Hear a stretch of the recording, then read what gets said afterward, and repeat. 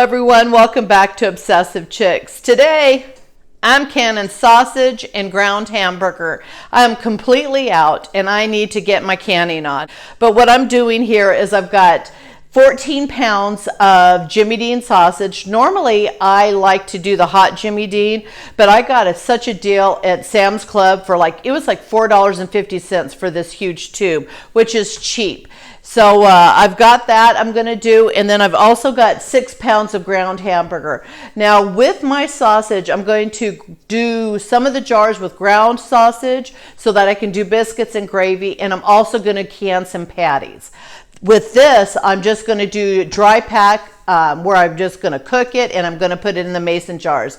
Now I don't use broth in any of my jars of meat.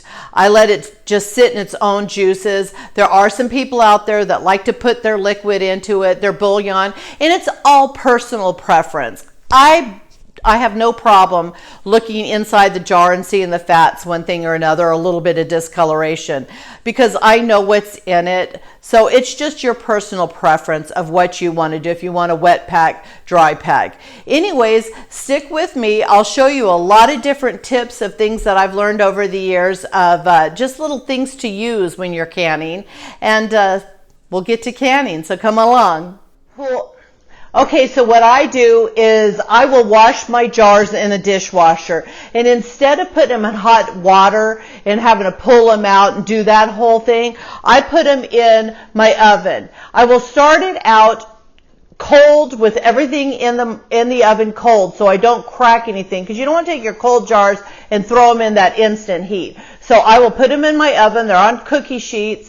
And I will raise my oven to 300, and it will stay in my oven until I'm ready to start packing my jars. So that's a little bit easier than putting it in hot water, one thing or another. And if you do the sterilization on your dishwasher, it is hot enough. Keep your jars sterilized in your hot oven, and it just makes the job easier. Then I pull it out. So tip 1. Okay, so I've got everything started here. I've got my sausage in this pan. I've got my hamburger in this pan. And the only seasonings I'm going to add, and I do not measure anything. I just kind of go off my personal preference. I am adding pepper to my sausage, a healthy amount of it, and also pepper to my hamburger. Few grams of Himalayan peak salt, and on my sausage patties back here, I've got a good brown to them. Now there's a lot of controversy on this also. Should you cook it completely through or not? I get a decent color on my sausage on both sides, and then if it's cooked or not cooked all the way through, I am not too concerned with it, because when you've got pint jars sitting in that pressure cooker, your pressure cooker for 75 minutes, you are going to have a done product. It is not going to be raw inside. So just getting a nice sear, because we want it aesthetically looking right. And then on my sausage here, I've got red pepper. And I am adding I'm going to call it like close to 2-3 tablespoons of red pepper, because I don't have my hot Jimmy Dean and I like hot sausage, so I'm adding that to my sausage here.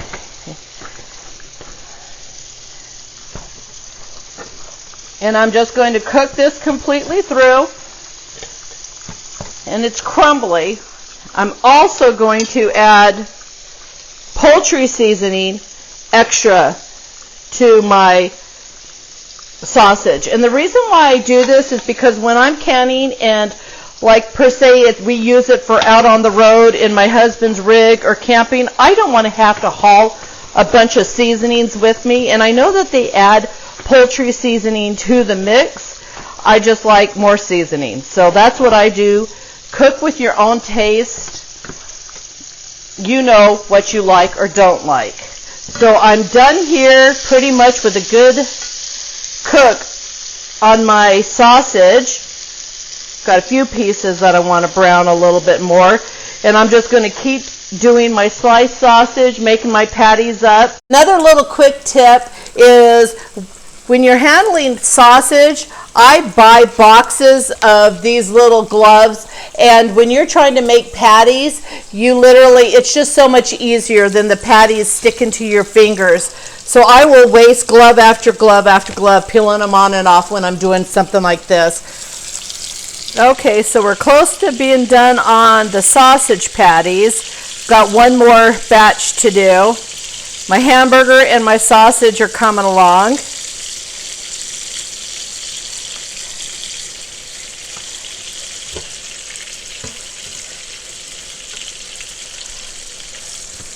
Okay.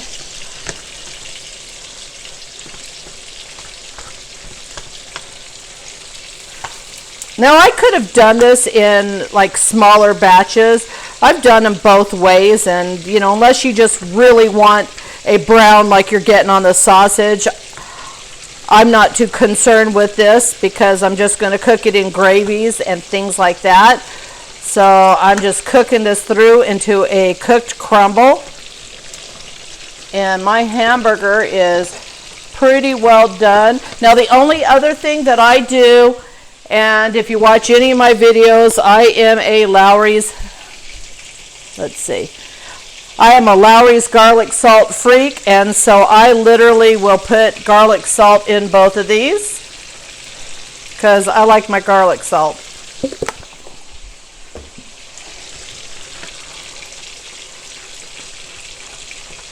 All right, I'm going to finish this rest of this sausage patties, and when I get to filling the jars, I'll get back to you. Right.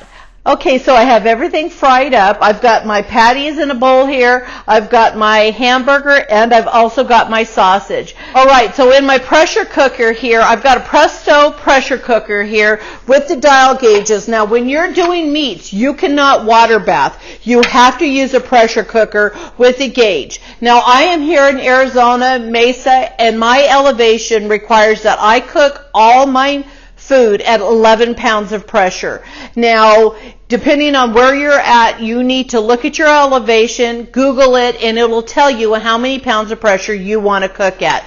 So you have to use a pressure cooker when you're canning meats. Now, I've already added in my 3 quarts of water in my pressure cooker. I also added white distilled vinegar. I put 3 tablespoons in, and what that does is it keeps your jars from getting cloudy, your lids, your rims, everything will come out, so your jars will come out clean without this calcium buildup. You know how you have different chemicals in your water and you get that cloudy buildup? The vinegar will keep that from happening. Also, I have my trivet here, which is here, and I have 2 of them, and I don't know where my second one's gone to. So you have to use a trivet at the bottom, and because I don't have my trivet, I put mason jar rings at the bottom, at the very bottom, and then I'll use this to be able to stack my pints. So that's another little neat idea tip. Okay, so I'm going to go ahead and pull out a tray of my jars. Now these puppies are hot.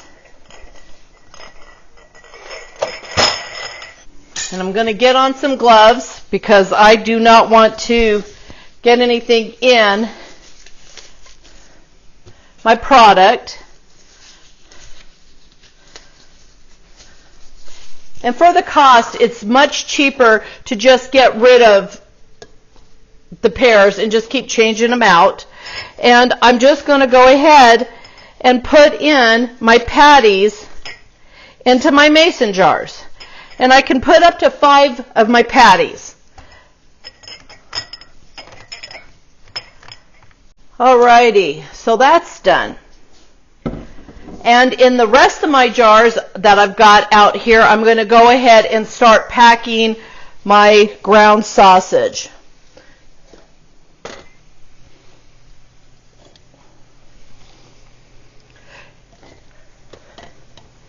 Then you want to leave, give or take, an inch headspace from that. So I've got my white vinegar here, and the reason why I have white vinegar, distilled vinegar, is I am using the white vinegar to wipe off my rims of my jars. So in case any fat got onto the rims, it'll break that fat and take it off the rims so we can get a good seal on our mason jars. So now that my jars are completely clean, I'm going to go ahead and put my lid on. And you want to tighten this. You do not want to tighten your jar like down, ratchet down, but you want a decent tight on it. So I'm going to go ahead and add this into my pressure cooker, and I'm going to continue and sit here and do this until I get my first layer done.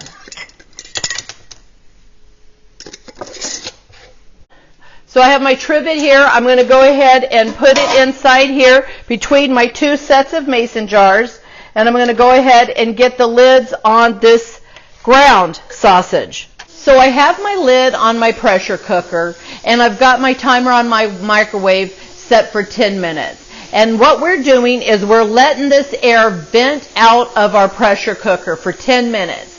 Once the 10 minutes is up, we'll put our weight on, and that is when we will start to build the pressure on our pressure gauge. What you do not want to do is have your stove so hot on high that that pressure builds up so quick in your pressure cooker. You want it to do it slow, because if you're building up the pressure so hot, you literally, it's hard to back it down. So you want a constant, steady temperature to build up to that 11 pounds of pressure, or whatever your pressure is in your area. And so kind of want to work that up gently. Then once you get to the 11 pounds of pressure, you have to find that sweet spot, what will keep you at that 11 pounds of pressure. Now, I do not want to, once I get to the 11 pounds of pressure, for it to ever drop below the 11 pounds of pressure once I set my timer for the 75 minutes. If it drops for any reason under my 11 pounds of pressure, then I have to start the entire timing process up, meaning I've got to get it back to the 11 pounds of pressure, and then I've got to start that 75 minutes. I say 75 minutes. That is for the pints that I have in my pressure cooker. Now, if it was quarts, I would want to cook it for 90 minutes. So if you drop below that 11 pounds of pressure, you're sitting there wasting a lot of time on top of your food inside is just having to cook. And that's another good point, as you don't want that temperature to go so high so quick, because inside you've got your food in your jar and it is getting hot and it's boiling out. Your lids are expanding. So you do not want that, especially if you're doing soups or anything like that, because it'll seep out. Then you'll have that gook around your glass, your jars, and they will not seal. I've also had people ask me questions when canning potatoes, that they notice, like when they're doing their potatoes, that their potatoes look like they're burnt. And my question was to one of my subscribers, did you let your pressure get past that 11 pounds? Now, it's hard to keep it always at the 11 pounds, but you don't ever want it to go 13, 14 pounds and just cook, because it is cooking at such a high heat. And she came back to me and she says, yeah, my pressure cooker tends to cook high. And so she literally is like almost cooking her food way too hot, too much. So that's why we want to remain closest to that 11 pounds without dropping below. So my 10 minutes are up. I'm going to put my weight on, and now I'm going to watch my pressure and build this up to 11 pounds of pressure. I had one jar of my patties that did not fit into my pressure cooker. So I'm going to go ahead and leave it on my cookie sheet here with these. And I'm going to now start filling my mason jars with my hamburger. So 6 pounds of hamburger filled up 7 pint mason jars. And all I'm doing now is taking my vinegar paper towel, and I am wiping all my rims off again to make sure I don't have any oil or fats or anything on my rims. Now that my rims are wiped down with vinegar, I'm going to go ahead and put my bands and lids on. Now, over the years, and like I had said, I've always wiped my rims with water, and so if you watch my canning sausage video that I've got, I was at that time using just water paper towels, and this is why I love my subscribers. I had never heard of using vinegar to break the oil, and it came from one of my subscribers. So my pressure cooker's at 9 pounds of pressure, so I've got about 2 more pounds of pressure to go. I'm going to go ahead and start backing it off. I'm at about medium heat, and so I'm going to go down a little bit more. Because I have been canning so long, I know where I need to be as far as my heat on my stove. So I'm just going to kick that back a little bit. And I'm going to have to can for 75 minutes. So I've still got my hamburger and my one little lost jar of patties. And I don't want to sit them on the counter because you don't want your temperature to drop that much and then bring it back up. So I'm going to go ahead and put it back in my oven. So now I'm at my 11 pounds of pressure, and I'm going to set my timer for 75 minutes. And you're going to want to keep an eye out that you don't drop below, or you're not going up above that 12 pounds, 13, 14, where you're going to overcook your product. So just keep checking on it. The first time I started canning, I literally sat with a stool in front of my pressure cooker because I was so nervous. And you just want to make sure that, like I said, you don't drop below. Another great tip is if you don't have an extra trivet, I do have a link down below that if you want to purchase extra trivets, but if you don't have an extra trivet or mason jar rings that you can make that bottom layer and then put the trivet in the center, a steamer works awesome. But this literally fits in here perfect. And it has, you can put 4 or 5 jars in on top of this. Now, the last time I used this, I used it and I was worried about it tarnishing or taking the metal off because it gets so hot in there, and it's perfectly fine. There's no discoloration or anything. So if you have an extra steamer and you just have a few more jars that you need to put in the top, works great. So if you can see here on my dial, I'm at in between 11 and 12 pounds of pressure. That is like the sweet spot. That's where you want to be. And you want to, if it keeps growing, you want to back your stove off just a little bit, not a lot. You just don't want it to keep building up in pressure, because if you do that, you'll get to that 12, 13, 14 pounds of pressure, and it's just going to be too hot. And then you're going to try to back off with your stove too quickly, and then that messes with it also. So just keep an eye on it. If it seems like it's growing at all, just kick back just a little bit. Just keep kicking back until you get it stabilized. And I'm in between 11 and 12 pounds of pressure, which is perfect for me. I can kick it back just a little bit more, but you just don't want it to now drop below that 11 pounds of pressure. So our 75 minutes are up. I went ahead and turned the burner off, and now everything's cooled down. I can take my weight off. This little button's down, so there's no more air releasing, and I can open up my canner. Now, when you open up your canner, don't open it towards you. Open it against you, so all that hot steam doesn't go on into your face. I'm going to get this out of the way.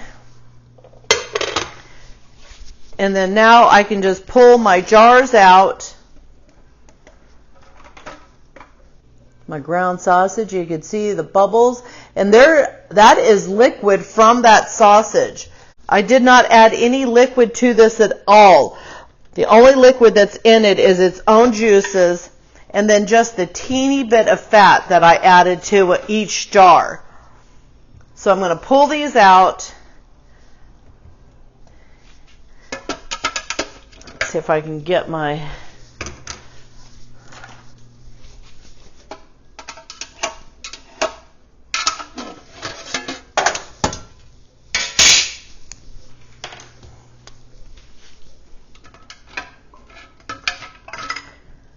and here's my sausage patties. And you can see the fat that's down below. And like I said, a lot of people, you know, there's just so many people that either want the broth in or they don't. I don't care to have the broth. There's my sausage patties. Okay, so what I'm going to do now is I got rid of my mason jar rings that I had at the bottom, and I'm just going to put my trivet back in, and then I'm going to go ahead and load up my hamburger meat. And we're going to do exactly the same process. We're going to cook for 75 minutes. We're going to let it vent for 10 minutes. Once it's vented for 10 minutes, we're going to put our weight on, and then we're going to build up our temperature to 11 pounds of pressure, and we're going to let it cook for 75 minutes. So again, we've got our lid on. We're going to build up the pressure. We're going to let it vent for 10 minutes. Once the 10 minutes up, we're going to put our weight back on it, and then we're going to build it up to 11 pounds of pressure. Once we get to our 11 pounds of pressure, we're going to set our timer and cook our pints for 75 minutes. My final batch is done. I'm actually done early tonight. I can't believe it. Normally I'm up until late. I'm going to go ahead and open up my pressure cooker here. Set that off to the side. And get my hamburger out. Let you see there.